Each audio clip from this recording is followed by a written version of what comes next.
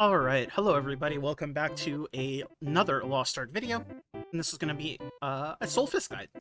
Long awaited, we're finally here, and this Soulfist guide is going to cover pretty much every single thing you could possibly want for Soulfist. There will be a section dedicated to just the new changes to Robust Soulfist, for people who are old Soulfist players and they just want to see what's new and what to swap to. There will be a section for that, and there's also going to be a section for each part of a character build, so we're going to try to be as comprehensive and thorough as we can. So, let's open up our character panel here and start from square one. The first thing, we're going to look at the stats, because stats are the base of every single character you make in this game. Robust Spirit is a specialization primary focus class, with critical as your secondary stat. You'll notice I do have a little bit of Swift, and that comes from my bracelet. I will explain this a little bit more in depth later, but I'm not going to go super in deep with it. But basically, it allows you to get better breakpoints for more abilities into your burst window. I will also be linking the Community Soulfist Guide for a written, sort of, more in-depth look. This is just for if you want a visual/audio component that you can just throw on, or just copy whatever I do and throw it on to your character without having to read. But the community guide goes much more in-depth and goes way more into numbers and whatever, and I highly recommend you look at the community guide, even if you do listen and watch this video, because the community guides for classes are very, very, very, very good for this game, because the community things are always good. That's just how it is with any game. But, primary specialization. You are going to want at least, I would say, on a low end, you want at least 1700 spec. I don't know how low spec plays with this new setup, but I can't imagine it would be too great, considering with my setup it can still be a little iffy to fit certain things into your window. But basically, you want as much specialization as humanly possible with crit as your secondary stat. Make sense? Okay. Our relic set has not changed, and likely will never change, for a bunch of different reasons, but we take hallucination. It gives us flat damage, and more importantly, it gives us crit rate that we so sorely need, because we are crit starved, and we are also forced to take Keen Blunt while literally having basically no crit. Not a good combination. Hallucination is required, there's no way around it, and it will probably always be required until they change sets, if they do. But that does segue into the next area, which is going to be engravings. So, engravings. Let's just get it out of the way. This is the meta setup for a 5x3+1 setup. If you want the highest output, this is what you go with. That is not the only thing you can do, however, and obviously if you're going to 5x3, you just remove Ether Predator. Ether Predator is your +1. Get rid of it if you don't +1 and you just want a 5x3. If you're living on absolute budget territory, and you're looking at a 4x3, I would remove Cursed Doll, because Adrenaline, pretty required, Grudge, pretty required, Robust 3, I mean, it is required, and Keen Blunt, I would argue is better than Cursed Doll as your 4th engraving, though I guess you could interchange them, but really it doesn't matter anymore. This game, you pretty much, at this point in the game's life, you're pretty much looking at a 5x3 to start. So for 5x3, you have two options in my opinion. You have this setup, which is going to be Robust 3, Grudge 3, Keen 3, Cursed Doll 3, and Adrenaline 3. The second setup is you swap out Adrenaline, and you take, instead, Precise Dagger. Now, let me open up my engraving window here so you can see what Precise Dagger does. It gives you flat crit rate, but it reduces your crit damage. You might think this is worse than it actually is, or you might think it's better than it actually is. The truth of the matter is, you lose a good amount of damage, somewhere between... I've seen the numbers thrown around 5 and 10% damage from Adrenaline by swapping to Precise Dagger, excuse me. The biggest benefit of Precise Dagger is it is a significantly cheaper engraving because it's just a worse adrenaline, essentially. Yes, you can make the arguments that you don't have to play around adrenaline, but with Soulfist, you're not really playing around adrenaline, it just happens. So, Precise Dagger is the only other option for a 5x3 that I would consider not trolling. There is one more setup that I will mention, but that'll be in a moment here. Basically, Precise Dagger is if you want a budget version.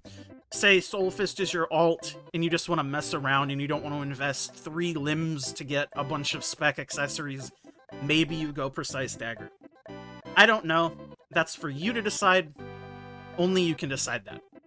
There is one more different thing you can do, and that is by going mass increase instead of curse doll.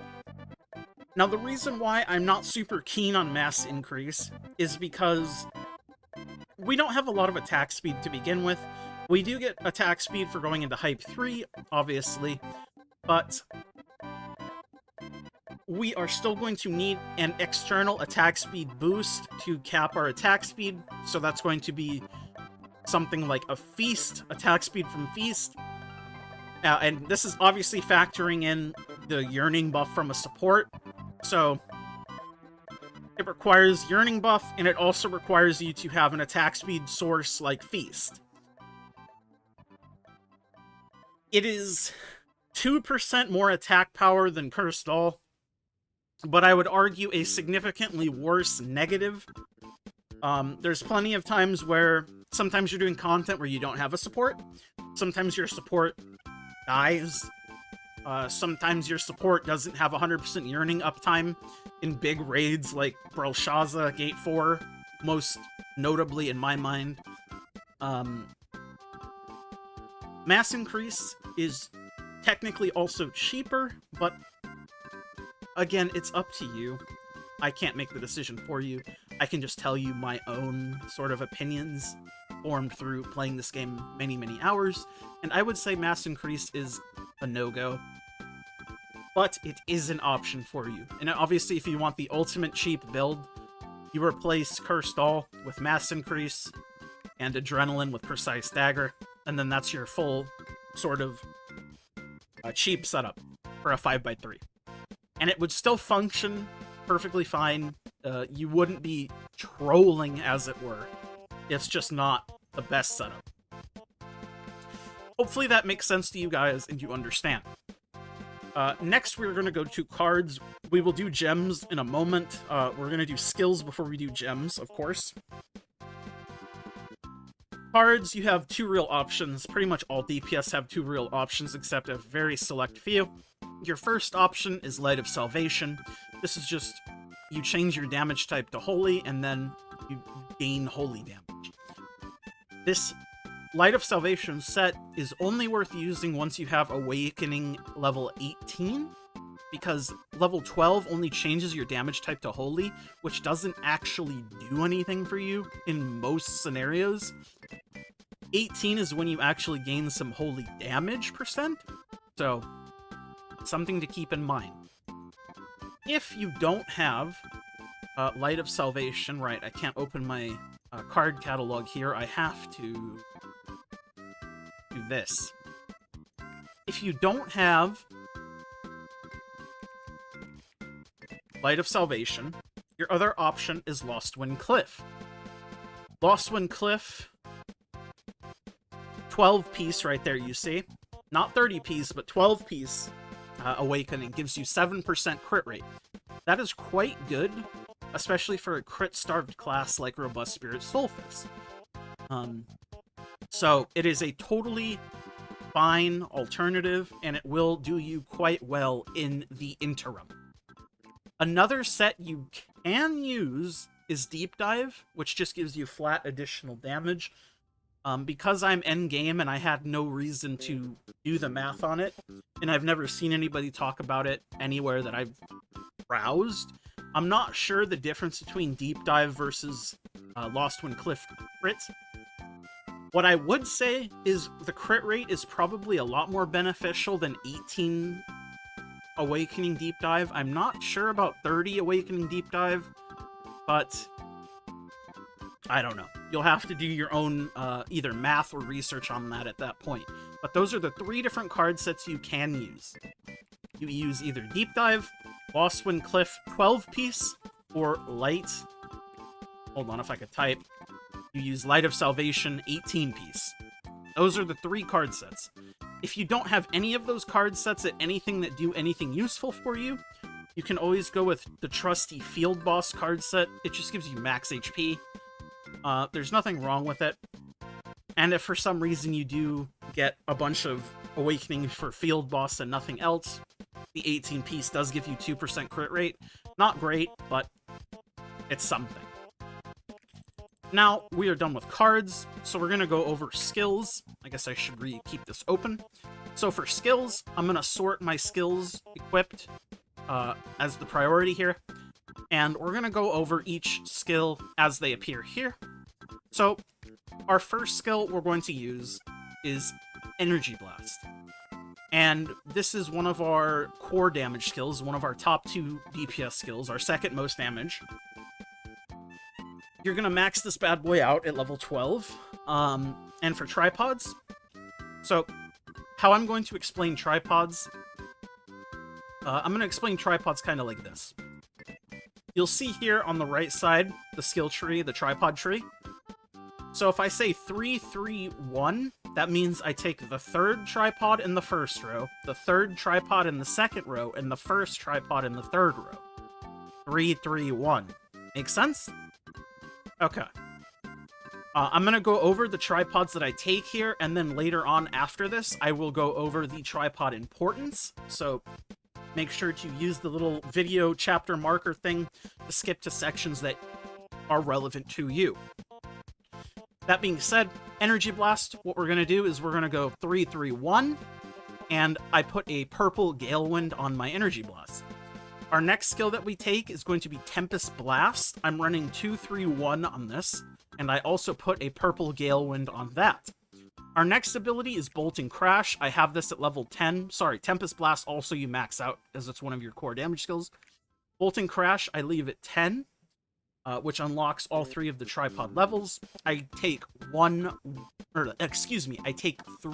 1, 1 on Bolt and Crash, and I put a bleed rune on it.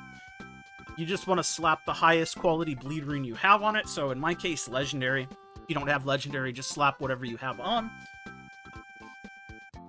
The next skill is Flash Step. We take 3, 3. Very simple. And I put a quick recharge rune on Flash Step. Illusion Strike is our next skill, and this is going to be the skill slot that you can sort of flex. Our other... Yeah, I would say this is the only flex skill slot we have, really, and it's going to be the Illusion Strike one. I choose Illusion Strike because I like it a lot more than the alternative, which I will talk about in a moment. But Illusion Strike, I take 1, 3, 2, and I max it out because it's one of our good damage skills, and I put purple Quick Recharge on it. The one caveat is, if you do not want to run Illusion Strike, you are able to swap it for Force Orb. Force Orb is technically more DPS if you are able to maximize the usage of Force Orb. This requires shotgunning the boss at all times, so all 3 orbs always hit the boss. As somebody who's played Soulfist since this game has been birthed in the West, I have used Force Orb the entire time because it was one of our core skills, and I swapped to Illusion Strike, and I love it way more. The damage increase, the potential damage increase, I should say, because it's not guaranteed, it's potential. The potential damage increase from running Force Orb over Illusion Strike is just not worth it, in my opinion. But you are free to run Force Orb if you like, up to you. The next skill we use is Palm, which you also max out. I take 1, 2, 1. You can run 1, 3, 1, but the problem with 1, 3, 1 is the animation becomes very slow, and you're unable to fit everything into your window as effectively, I would say. So I would suggest 1-2-1 for tripods, but you can do 1-3-1 if you want for some strange reason. I put a blue quick recharge rune on my palm. Our next skill and our highest damaging skill is Merciless Pummel. You're going to max that bad boy out, and you're going to go 1-3-2 for tripods, and I put a legendary Gale Wind on it. Makes sense? Our last skill, but definitely not the one to be forgotten, is Energy Release. 2, 3, 1 for tripods on Energy Release, and I put a legendary Gale Wind on it. I only put a legendary Gale Wind on it just because it just dropped for me. I had a blue Gale Wind on it until I got my second. Completely up to you there. And if you run Force Orb as a replacement for Illusion Strike, you're going to want to go 1-3-1 as the tripods on that, and you're going to want to keep the same quick recharge rune on that you currently have on Illusion Strike on Force Orb. For our Awakening, we take World Decimation, which is the Spirit Bomb, the big boom, if you will. It just does a lot of damage. No surprise there. Now for tripod priority, obviously pretty much every tripod does something useful. That is to be expected. But some tripods are a bit more useful than others. The main one you absolutely, I would say, require to get is you need to max out every quick prep tripod that we have access to. So there's a quick prep tripod on Energy Release. Energy Release, you also really need to get level 5 ready attack ASAP. Energy Release is sort of our damage buff that enables us to do a significant burst amount of damage. So we want to increase the attack power buff we get from it as much as we can, and we also want to lower the cooldown so we can use it as much as we can. Make sense? Merciless Pummel, obviously, since it's our highest damage ability by far, we prioritize the damage tripods on here a bit more than other skills, for example. Celestial Palm, again, I would put this at like medium priority. It's one of our good damaging skills. Illusion Strike, I think, is the lowest out of our damage skills, priority-wise. Not because it's low damage or anything, just because it's hard to put priorities on tripods on skills. Tripods are very important on all skills, but hopefully you understand what I'm trying to convey. Tempest Blast, I would also put as medium priority. Again, a very good damaging skill. I believe it's our third highest. It's either our third or fourth highest. Celestial Palm and Tempest Blast are either the third and fourth. I don't remember which is which. Energy Blast, however, is our second highest ability. So I would put this pretty much right behind Merciless Pummel in terms of priority for tripods for damaging skills. We do have Bolting Crash, which tripods don't matter on it, and Flash Step, which Victory Shout is a tripod that gives you attack power per stack. So you can see there, almost 15% attack power per stack for 3 seconds, and it stacks 3 times. So that tripod, very important, because this is our other damage amplifying buff between Flash Step and Energy Release. So, makes sense, hopefully? Good. Now, let's go over gems. So gems are a bit of an interesting thing. And I think the community guide can cover specific levels of gems better than I will be able to. I'm not even going to try to. I'm just going to go over what gems you want to get. And not so much focus on what level the gems should be. Obviously, the highest level you can get on your gems, the better. But some gems matter more than others. So, that being said, you want a higher cooldown reduction on the skills that have a longer cooldown. So naturally, Merciless Pummel, Energy Release, and I believe Energy Blast. Yeah, Energy Blast. So, you're going to want a damage and cooldown gem for Tempest Blast. You're going to want a damage and cooldown gem for Illusion Strike. if you run Force Orb instead of Illusion Strike, you are still going to want a damage and cooldown gem for Force Orb, too. So, this doesn't change. Merciless Pummel, you want a damage and a cooldown gem. Energy Release, you want a cooldown gem. Celestial Palm, you want a damage and cooldown gem. And Energy Blast, cooldown damage gem. Makes sense? Those are what your gems are going to be looking like. Now, I guess I talk about sort of how the rotation works and how Soulfist plays. So let's spawn us an enemy here. I'm just going to make me have unlimited resources and no cooldowns. I'm also going to kind of show off what Soulfist looks like. So these are kind of what the skills look like. All the different skills of Soulfist. Well, it would help if I actually held Energy Blast. But these are kind of what the skills of Soulfist looks like. Pretty cool, pretty flashy. And obviously the big Kamehameha Spirit Mom combo is satisfying. But that's sort of the skills that you're going to be seeing visually. How does Soulfist play? Well, Soulfist plays a very burst-oriented playstyle. What I mean by that is we have two mechanics to our class, essentially. Our identity skill, which is hype, you press Z, you enter hype 3 immediately, and it starts ticking down. If we hit... Here, let me take off this. If I cancel it, you can cancel it early by pressing X. I press X, it starts cooling down. Let me see. See? So, our specialization lowers the amount of time we are cooling down for.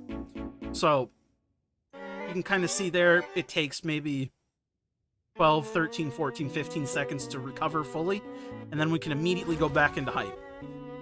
So, when we're outside of hype, we quite literally do no damage. So, it's not worth using skills if you are not in hype. I know that is a bit strange, but that is the correct way to play this class. So if that's not a playstyle that interests you, totally understand. You could maybe try Energy Overflow. They're always pressing buttons. But for Robust, that is the optimal play, not using skills if you're not in hype. The basic gist of Soulfist rotation is actually quite simple if you break it down into a priority system. So I'm going to try to do this as simply as I can. If you are in hype, and you have every single skill off cooldown, you are going to want to always prioritize two things. You want to make sure energy release buff is up before you do any damage, right? So this is our main burst enabler. The other thing is, if at all possible, you want to hit the enemy with Bolt and Crash, because this applies our synergy buff. And this synergy attack power buff does stack with our ready attack buff from energy release. 2 ready attack buffs, so Victory Shout is considered a ready attack buff. So Victory Shout would not stack with energy release, but Victory Shout would stack with our synergy. Does that make sense? They're different attack power buffs, I guess. So with that being said, we want to make sure both our attack buffs are up when possible. If Bolting Crash's attack power buff isn't up, but we have energy release and our damage skills up, it is completely okay to forego this one, but you never want to forego energy release if possible. There are going to be some edge cases where maybe you use damage abilities without energy release up, but I'm not going super in-depth into these sort of edge case scenarios. This is just sort of a general guide for the general player. So, our rotation, I'm going to try to do it for you here. From the very beginning, from 0 adrenaline stacks, I flash step 3 times. Then I'm going to Bolt and Crash. Then I'm going to activate Hype. Then I'm going to press Energy Release. Then our priority for skills goes like this. You want to Energy Blast first, because that sets it on cooldown faster. Energy Blast has the longest cooldown out of all of our abilities, so we need to get it on cooldown ASAP. So you prioritize Energy Blast. Then you prioritize Merciless Pummel, because it's our highest damaging ability. That makes sense.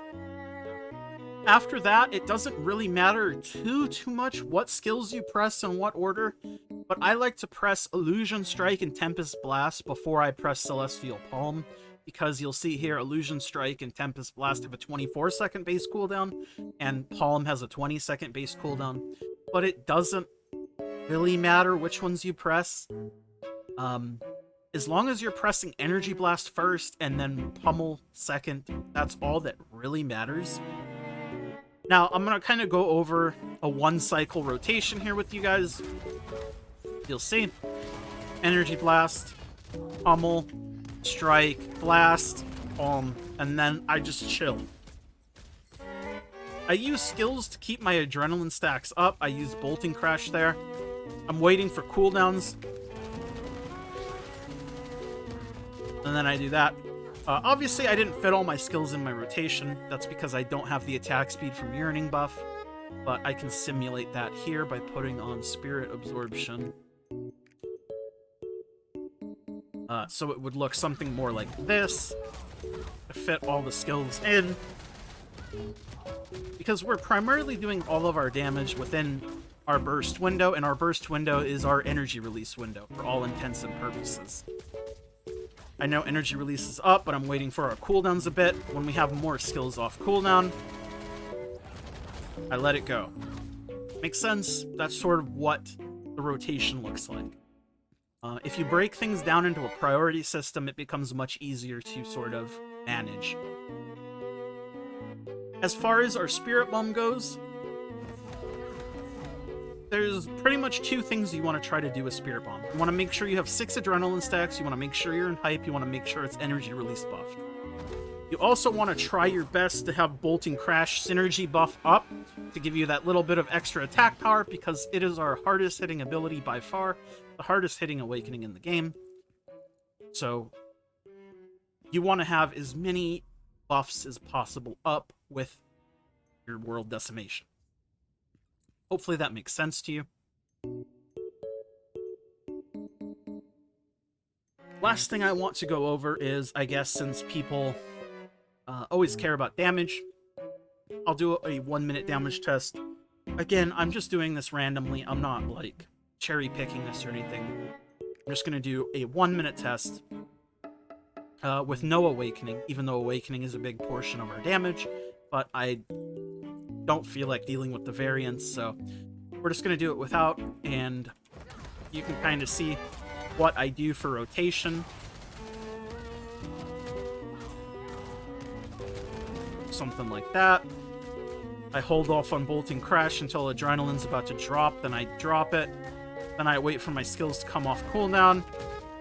Then I drop these. Pretty simple. Honestly, nothing crazy. I chain my flash steps to keep adrenaline up while I'm waiting. I wait for my hype. I go into hype, Bolting Crash, and then we do it all over again. See? Nothing too crazy. I use Flash Step here because it can lower our cooldowns, and I'll Bolting Crash into the other abilities. You see?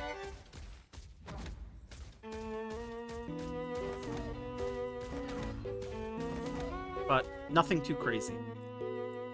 So, hopefully this guide has helped you in some way. The last thing I'm going to do before we get out of here, I am going to go over, if you're a returning Soulfist and you just want to know what changed, basically, you drop Crippling Barrier for Tempest Blast, and you drop Force Orb for Illusion Strike, or you can keep Force Orb if you want. I prefer Illusion Strike. That's really it. You can see the tripods here. You can see the tripods here for Illusion Strike. That's literally all we changed. Pretty simple, pretty straightforward. And that's going to do it for this video. Hopefully you guys found this helpful, at least a little bit. I know it's a bit long. I tried to cover every single thing I could possibly think of. Yeah. Of course, like the video if you like it, dislike it if you dislike it, leave a comment down below letting me know your thoughts on the new Soulfist. Because personally, I quite enjoy it. I think it's quite fun. and the visual update is great. Subscribe if you want to see daily videos from me, primarily gaming videos. Might be doing some other like unboxing type videos here shortly. Thank you to my YouTube members. Consider becoming a member, all that good stuff. My tier 2 members, thank you.